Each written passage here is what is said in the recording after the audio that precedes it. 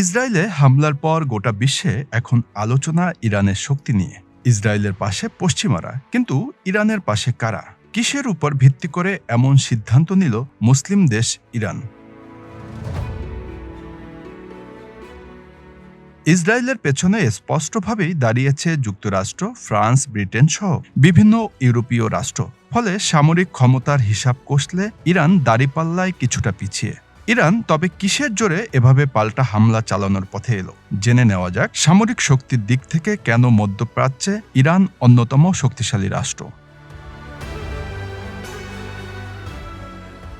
আন্তর্জাতিক সামরিক শক্তি পর্যবেক্ষণ ওয়েবসাইট গ্লোবাল ফায়ার পাওয়ারের তথ্য অনুযায়ী ইসরায়েলের চেয়ে সামরিক শক্তিতে কিছুটা এগিয়ে ইরান। ফায়ার পাওয়ারের সূচকে ১৪৫টি দেশের মধ্যে ইরানের অবস্থান ১৪তম, আর ইসরায়েলের অবস্থান ১৭তম।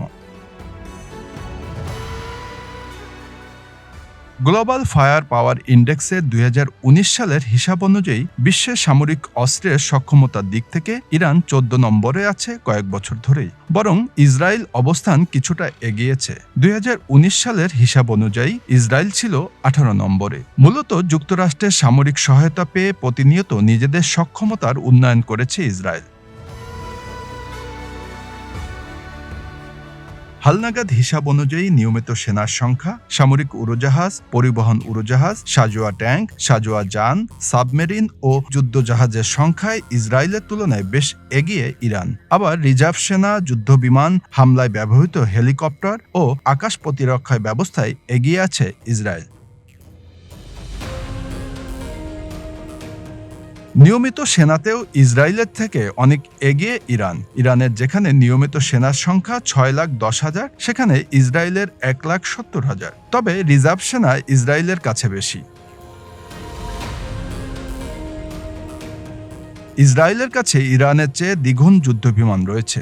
ইসরায়েলের কাছে যুদ্ধবিমান রয়েছে ২৪১টি, ইরানের কাছে রয়েছে ১১৬টি। ইরানের চেয়ে হামলায় ব্যবহৃত হেলিকপ্টারের সংখ্যা ইসরায়েলের বেশি। ইরানের এমন হেলিকপ্টার আছে ১৩টি, অন্যদিকে ইসরায়েলের আছে ৪৮টি। অবশ্য ট্যাঙ্ক বেশি আছে ইরানের। দেশটিতে ট্যাঙ্কের সংখ্যা ১,৯৯৬টি, ইসরায়েলের কাছে আছে ১,৩৭০টি। ইসরায়েলের চেয়ে ২০,০০০-এর বেশি সাঁজোয়া যানও আছে ইরানের।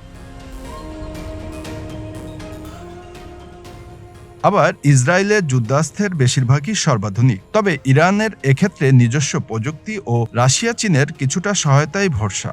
১৯৭৯ সালে ইসলামী বিপ্লবের পর থেকে পশ্চিমা বিশ্বের কাছ থেকে অস্ত্র ও সামরিক প্রযুক্তি কেনার বিষয়টি কঠিন হয়ে যায় ইরানের। আর ২০১০ সালে আন্তর্জাতিক নিষেধাজ্ঞায় পড়ার পর থেকে তা পুরোপুরি বন্ধ হয়ে যায়। তবে ইরান বসে থাকেনি, নিজেদের সামর্থ্যেই সক্ষমতা বাড়ানোর চেষ্টা চালিয়ে গেছে। এক্ষেত্রে ইরান সফল হয়েছে বেশ।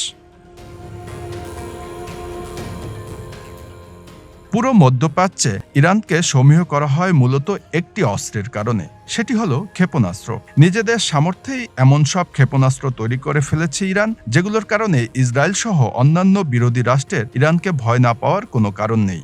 যুদ্ধবিমানের সংখ্যা কম থাকায় আকাশপথে শত্রুকে লণ্ডভণ্ড করা ইরানের পক্ষে কঠিন। উপরে ইসরায়েল ও ইরানের যুদ্ধবিমানের সংখ্যা দেখলেও সেটা বোঝা সহজ। তাই পরিকল্পিতভাবেই ক্ষেপণাস্ত্র ব্যবস্থা শক্তিশালী করায় মনোযোগ দেয় ইরান।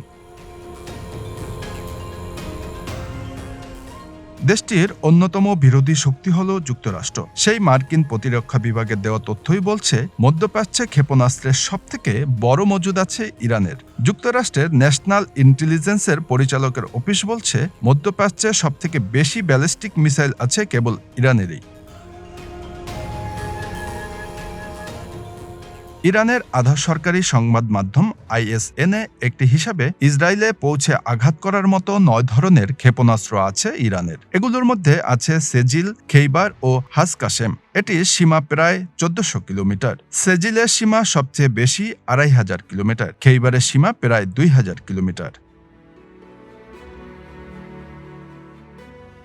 বিশেষজ্ঞরা বলছেন, ইরানের ক্ষেপণাস্ত্রগুলো মূলত উত্তর কোরিয়া ও রাশিয়ার নকশায় তৈরি। দেশটির পুরো ক্ষেপণাস্ত্র কর্মসূচিতেই চীনের সহায়তা দৃশ্যমান।